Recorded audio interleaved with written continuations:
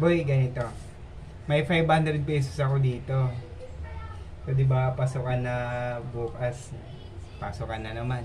So, bibigyan kita ng allowance mo para bukas. So, mga ka-pioneer, 500 to. Bibigay ko talaga ito kay Kuya Iboy. Pero, siyempre, may challenge. Hindi naman pwedeng basta-basta makuha lang na walang challenge, di ba? Ganun, parang pangarap lang yan.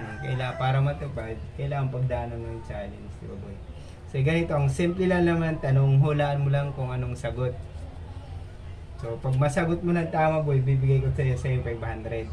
Ngayon, pag hindi mo itong mahulaan, ibibigay natin to sa mga fans ko, sa mga viewers, sa mga FB friends, lahat ng manunood. Pag mahulaan nyo po yung tamang sagot, bibigay ko po sa inyo or GGcash ko na lang, okay?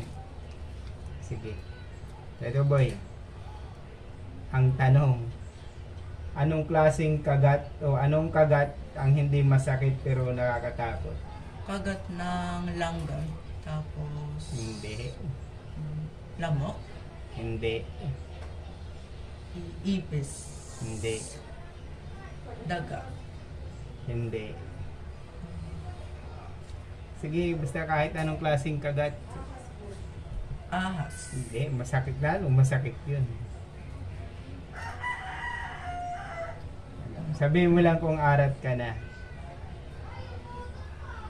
Ano? Arat na. O, sige, mga ka-pioneer. So, hindi po nahulaan ni Kuya Iboy yung tamang sagot. I-reveal ko yung tamang sagot bukas within 24 hours po. So, kung sino man makahula, bibigay ko po sa inyo yung 500 na to or GCash ko na lang.